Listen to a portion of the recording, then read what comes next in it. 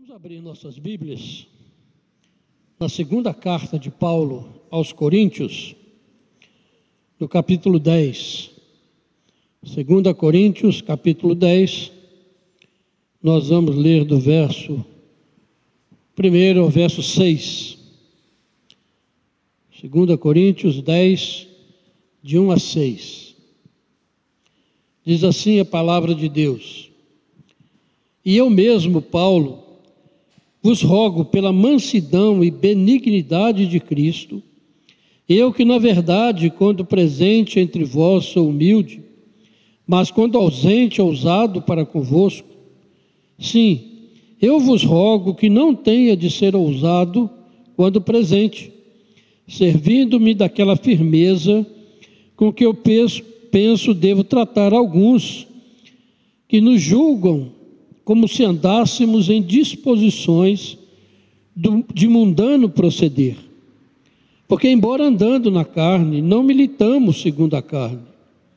Porque as armas da nossa milícia não são carnais, e sim poderosas em Deus, para destruir fortalezas, anulando nós sofismas, e toda altivez que se levante contra o conhecimento de Deus, e levando cativo todo o pensamento à obediência de Cristo, e estando prontos para punir toda desobediência, uma vez completa a vossa submissão. Amém. O apóstolo Paulo está aqui nesse texto, como o próprio título diz ali, defendendo a sua autoridade apostólica. Alguns irmãos na igreja de Corinto diziam que Paulo era muito humilde, era muito fraco, que ele não tinha autoridade quando estava presente a sua pessoa. Então, mas quando ele estava ausente, ele escrevia umas cartas pesadas, chamando a atenção, cobrando. Então, corria na igreja esse conceito errado, do apóstolo Paulo. Por isso ele começa a carta dizendo que ele pede, pela mansidão e benignidade e bondade de Cristo, que ele não tenha que ser ousado quando estiver presente, porque ele vai fazer uso da sua autoridade que ele recebeu do Senhor para mostrar quem ele era na verdade, para mostrar que ele não estava vivendo segundo os padrões do mundo, andar como se andássemos em disposição de mundano proceder, ou como se andássemos segundo os padrões humanos. Paulo está mostrando que o seu comportamento, a sua maneira de ser, era diferente daqueles que não conheciam a Cristo, e que aqueles que estavam julgando o seu comportamento estavam completamente errados. Então, ele pede que o Senhor Jesus lhe dê paciência, lhe dê humildade, para que ele possa corrigir aquele tipo de comportamento que havia naquela igreja. Nós estamos vivendo no nosso tempo, no nosso país, talvez um momento único, um momento crítico na nossa história. Há muita polarização vindo do inferno entre esquerda e direita, e isso tem afetado muito o caminhar da igreja do Senhor Jesus neste país, provocando divisões, a gente tem falado muito sobre isso, provocando separações entre irmãos dentro do corpo de Cristo. E isso, com certeza, tem entristecido o Espírito Santo que habita em cada crente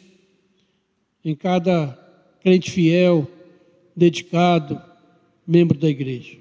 com toda certeza. E do mesmo jeito que acusavam Paulo de às vezes ser omisso ou não agir como deveria, muitos hoje também, ou alguns, né, têm acusado a igreja de ser omissa, de não se manifestar politicamente neste momento, quer dando suporte a um lado ou ao outro. Mas quem pensa assim, e quem cobra isso da igreja, certamente não conhece a doutrina da igreja e nem a palavra de Deus. Obrigado.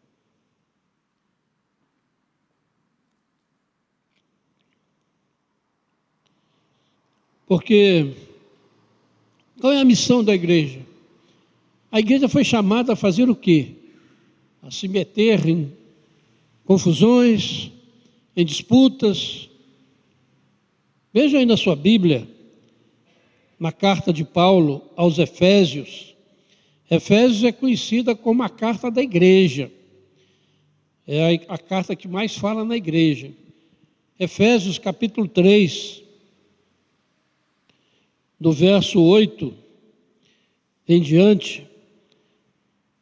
Efésios 3, 8 em diante, o apóstolo diz: a mim, o menor de todos os santos, me foi dada esta graça de pregar aos gentios o evangelho das insondáveis riquezas de Cristo e manifestar qual seja a dispensação do mistério desde os séculos oculto em Deus, que criou todas as coisas, para que pela igreja a multiforme sabedoria de Deus se torne conhecida agora dos principados e potestades nos lugares celestiais, segundo o eterno propósito que estabeleceu em Cristo Jesus, nosso Senhor, pelo qual temos ousadia e acesso com confiança mediante a fé nele.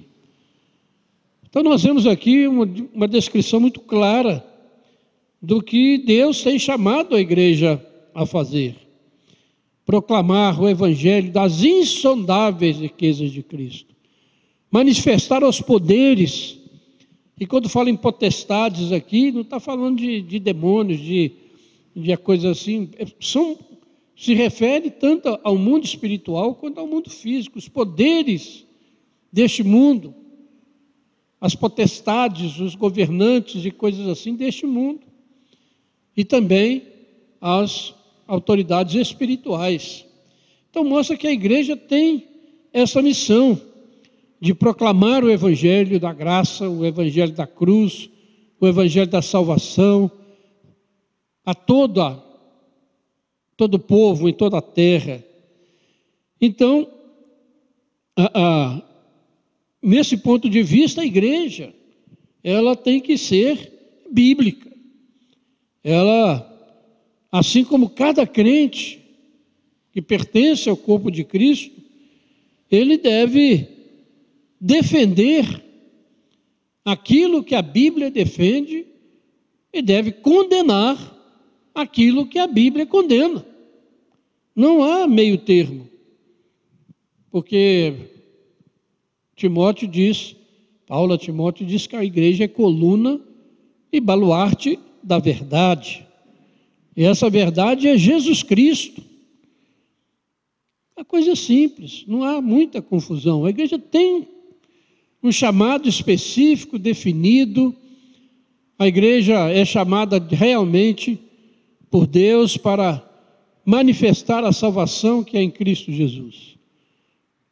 Porque se ela fizer qualquer outra coisa que está fora disso, ela está fora do propósito de Deus. E vai receber a justa condenação daquele que a chamou. Porque o Senhor Jesus disse, né, não adianta o ser humano ganhar o mundo inteiro se ele vier a perder a sua alma.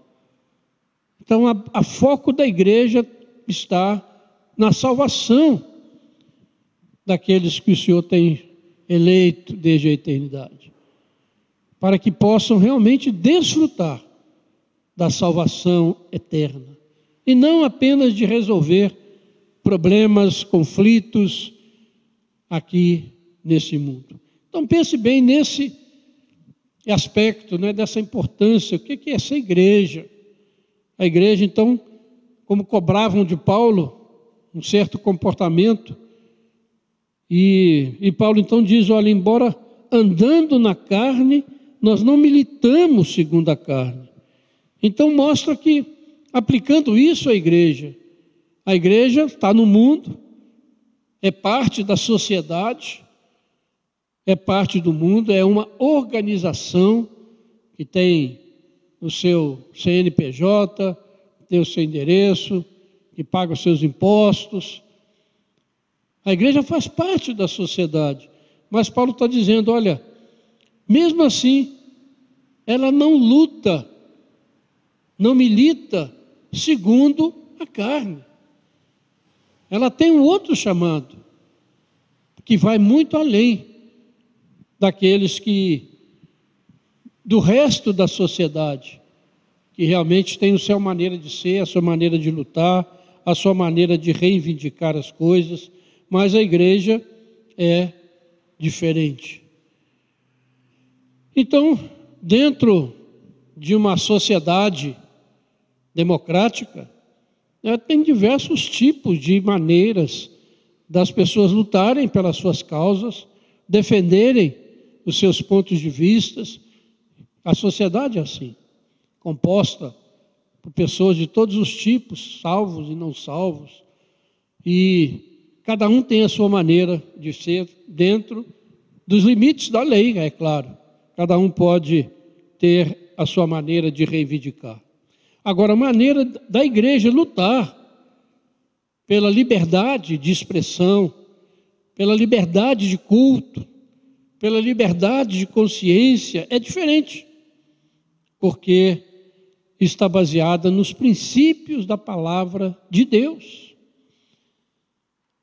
Então, nós não podemos exigir que a igreja use outras armas, a não ser aquelas armas que Deus lhe tem dado. E nem precisa, porque o texto vai nos dizer que as armas que Deus tem dado à igreja não são carnais, não são semelhantes àquelas que o mundo usa, mas são poderosas em Deus. Então, as armas da nossa luta, irmãos, da luta para mantermos a nossa liberdade de culto, mantermos a nossa liberdade de consciência, a nossa liberdade de expressar, não são carnais, não são semelhantes à do mundo, mas são poderosas em Deus. E a história, irmãos, mostra que o calvinismo tem estado na linha de frente na defesa da liberdade de culto, da liberdade de consciência. Basta você ler um pouco a história da igreja, você vai constatar essa verdade. Tem defendido a liberdade de culto de forma corajosa, de forma bíblica. E nós somos herdeiros destes homens e destas mulheres corajosos, que muitos deram a sua vida para defenderem os princípios eternos da palavra de Deus. Não se deixaram escravizar, não aceitaram imposições não bíblicas sobre suas vidas. Então temos exemplo, somos herdeiros de uma rica tradição de defesa da liberdade de culto, que está sendo ameaçada nestes dias, não só no Brasil, mas em todo o mundo, e muitos estão cedendo e deixando de prestar um culto verdadeiro ao Deus único, preferindo seguir outras tendências. E os princípios calvinistas são muito claros, né? É dito, aí toda hora a gente escuta, que todo poder emana do povo. O calvinista não crê assim. Todo poder emana de Deus. Deus é que é o soberano. E ele delega poder às autoridades para que elas coloquem em ordem a sociedade humana. Mas o poder vem de Deus. Toda autoridade é instituída por Deus e tem que prestar contas a Deus. Seja ele quem for, rei, governante, imperador, tem o nome que tiver, todo poder emana de Deus. Esse é um princípio calvinista, forte, bíblico. Mas as pessoas mudaram isso, né? Parece que é o povo que tem todo o poder. Ou seja, se o povo quiser fazer tudo contrário à palavra de Deus, ele está certo, porque o poder emana dele. Não. O poder emana de Deus. E a palavra dele é que nos guia, é que nos orienta, e é por ela que nós, igreja, precisamos nos pautar. Vamos lutar por isso. Que acima de todos os governantes deste mundo tem um Deus soberano. Falamos isso sempre. Mas será que a gente crê nisso? E todos os homens foram criados iguais. Ninguém foi criado melhor do que o outro. Mas todos foram criados iguais e somos pecadores. O pecado está em nós. Somos depravados, segundo a doutrina bíblica reformada. E por isso não tem bons. Por isso você não pode esperar que governos humanos serão bons, se não tiverem temor de Deus, se não estiverem sob a autoridade de Deus, porque o poder é de Deus. E alguns são chamados a exercê-lo para a glória de Deus. Se estão exercendo para a sua própria glória, para os seus próprios interesses egoístas, estão fora do propósito de Deus. Por isso, irmãos, que o calvinista, qualquer ideologia política que ameaça ou tira a liberdade de consciência, a liberdade de culto, a liberdade de expressão, tem que ser veementemente rejeitada por um verdadeiro cristão reformado, calvinista. Não há outro caminho. Assim diz a história e assim diz a palavra de Deus.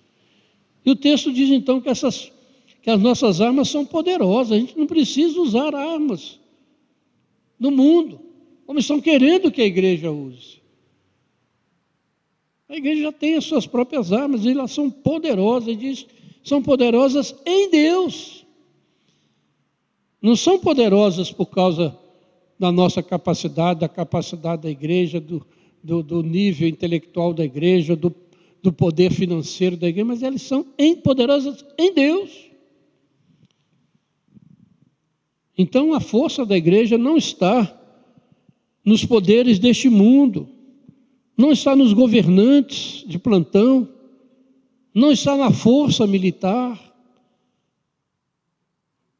Sempre que a igreja, durante algum tempo quis se expandir pela força da espada, dos colonizadores, ela se deu mal.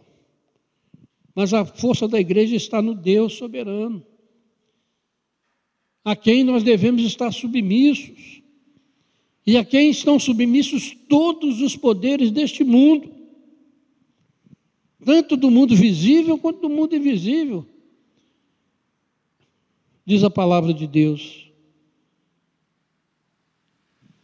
Precisamos viver essa verdade como igreja. Precisamos viver essa verdade ao custo da nossa própria vida, se for preciso, como já aconteceu na história. E viver essa verdade, irmãos, significa que nós devemos pautar a nossa vida, o nosso comportamento, os nossos princípios na verdade bíblica revelada na palavra de Deus. Está aqui, está revelado, está escrito. Como Jesus respondeu ao diabo, né? Está escrito, está escrito. Então nós temos um guia seguro para andar segundo a vontade de Deus. Quando a Bíblia diz, por exemplo, isso é exemplo simples, né? Que o comportamento homossexual é pecado, qualquer ideologia que defende esse comportamento como algo aceitável e normal deve ser ressachado pelo crente bíblico, porque a Bíblia condena e diz que as pessoas assim, se não se converterem, não herdarão o reino de Deus. E assim, outros tipos, né, de comportamento, outros tipos de ideologias que estão aí presentes na nossa sociedade, penetrando na igreja, precisam ser rejeitadas com vigor. Qualquer ideologia que por alguma coisa tenta impedir o culto, restringir o culto, ou tenta ter a sua própria liturgia de culto imposta, não pode ser aceita. Foi por isso que os peregrinos, os puritanos, deixaram a Inglaterra e foram para os Estados Unidos, porque não aceitavam a imposição de culto que vinha do governo inglês. Temos exemplo na história, irmãos. A igreja, nós somos chamados para pregar ali o evangelho das insondáveis riquezas de Cristo, de manifestar a glória de Deus a este mundo, de pregar a cruz de Cristo, de pregar o evangelho da graça, de pregar o evangelho que diz que Cristo, como acabamos de cantar, que Cristo morreu, mas ressuscitou para pagar os nossos pecados. E durante toda a história, a igreja caminhou nesse sentido com as suas lutas, dificuldades, e todos os poderes que tentaram impedir a igreja de cumprir a sua missão desapareceram no lixo da história. E a igreja permanece, porque as armas que o Senhor tem dado à sua igreja são poderosas, são invencíveis, porque elas estão em Deus, o Senhor de todas as coisas. Então, irmãos, o poder da igreja está na pregação fiel da palavra de Deus, está na oração fervorosa do seu povo, que se coloca diante do trono da graça de Deus, clamando, intercedendo, está no poder do Espírito Santo, operando neste mundo, operando nas vidas, transformando situações. É nisso que está o poder da igreja. Não está em participar disso ou daquilo, se envolver com isso ou com aquilo, ou querer governar. O poder da igreja está em Deus, na pregação fiel, na oração fervorosa e na ação do Espírito Santo que acompanha tudo isso. Então, irmãos, esse texto ele vai nos mostrando que as armas que nós temos são poderosas em Deus, e ele enumera. Primeiro, para destruir fortalezas, ou seja, destruir as ideologias, as teorias aceitas como verdade, e que vão tomando conta da sociedade, que não vai tendo maneira de resistir a isso. Veja, por exemplo, a teoria da evolução, que continua sendo teoria até hoje, com nada provado, mas se você disser que é um criacionista, que você crê que Deus criou todas as coisas, você é taxado de tudo que você puder ser taxado, é ridicularizado, principalmente em escolas, universidades, você está chamado de de coisas terríveis, porque você diz, não, há um Deus que criou homem e mulher. Não, tudo veio de uma evolução, vamos chegar num ponto aí que homem não é homem e mulher não é mulher, pô. Quando se sai da palavra de Deus, mas nossas armas são poderosas para destruir essas fortalezas, para anular sofismas. Sofisma é um argumento falso que parece verdade. E hoje em dia ele está recebendo um novo nome na nossa sociedade. São as narrativas. O sujeito monta uma nova narrativa daquilo que ele quer chegar, mas ignora os fatos. Sofismas. Essa narrativa que não tem nada de verdade, mas é feita de uma maneira que convence aqueles que não estão alertas. Esse é o mundo que nós estamos vivendo. Diz aí o texto que as nossas almas são capazes de anular toda altivez, todo orgulho que se levanta contra o conhecimento de Deus. E o ser humano é orgulhoso, quer tirar Deus da sua vida e da sociedade. Por isso, vamos ler em Romanos, capítulo 1, verso 19 ao 23, Romanos 1, é um texto muito conhecido. Romanos 1, de 19 a 23, ele diz o seguinte: porquanto que de Deus se pode conhecer, é manifesto entre eles, porque Deus lhes manifestou. Porque os atributos invisíveis de Deus, assim o seu eterno poder, como também a sua própria divindade, claramente se reconhecem desde o princípio do mundo, sendo percebidos por meio das coisas que foram criadas. Foram criadas. Tais homens são, por isso, indesculpáveis.